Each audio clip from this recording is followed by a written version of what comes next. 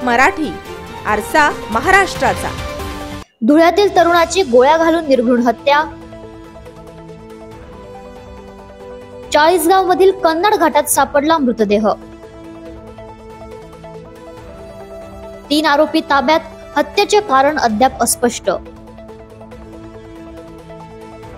धुळे तालुक्यातील मोरदड गावातील जगदीश ठाकरे या तरुणाची गोळ्या घालून निर्घृण हत्या करण्यात आली असून त्याचा मृतदेह चाळीसगाव मधील कन्नड घाटात फेकून देण्यात आला होता।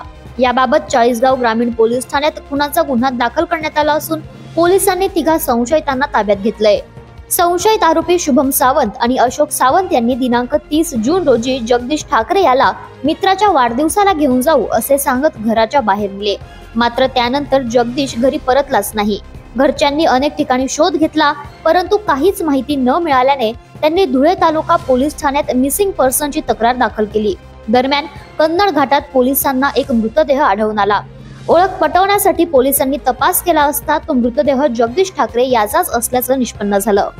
आपले अशोक उर्फ बावडू मराठे आणि शुभम सावंत हे त्याच्या घरी आले आणि त्याच्या घरी तो जेवत असताना त्यांना बोलले की आपण आपल्या मित्राचा वाढदिवस आहे, वाढदिवसानिमित्त आपल्याला बाहेर जायचंय। त्याची पत्नी बोलली, जगदीश भाऊची पत्नी बोलली की तुम्ही कशाला जाता, थांबा जेवण करून जा। तो ऐकला नाही, तो त्यांच्या सोबत चालला गेला।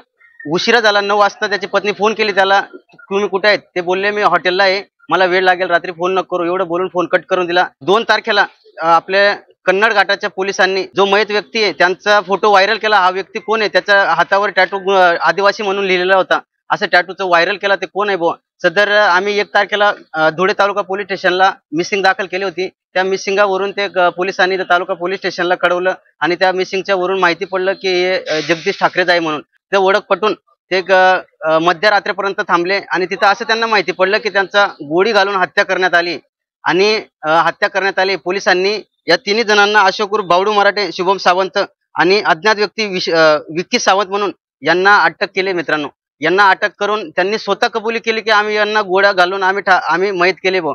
पण आमच्या आदिवासी समाजाची अशी मागणी, यांचा मास्टर माइंड वेगळा असेल, त्यांना आमच्या पोलीस प्रशासनाला एकच विनंती आहे, त्या मास्टर माइंडला तात्काळ अटक करा, नाहीतर आम्ही पूर्ण आदिवासी समाज बांधव आम्ही कलेक्टर ऑफिस, SP ऑफिस यांना मोठ्या संख्येने मोर्चा काढू।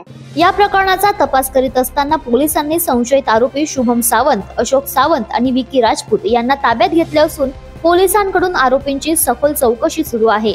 जगदीश ठाकरे याच्या हत्येमागील कारण अद्याप अस्पष्ट असून पोलिसांकडून गुन्ह्यात वापरण्यात आलेले शस्त्र, वाहन आणि अन्य पुरावे जमा करण्याचं काम सुरू आहे। अशाच वेगळ्या आणि ताज्या बातम्यांसाठी पाहत रहा झेप मराठी, आरसा महाराष्ट्राचा। संपादक प्राध्यापक अनिल चव्हाण, धुळे।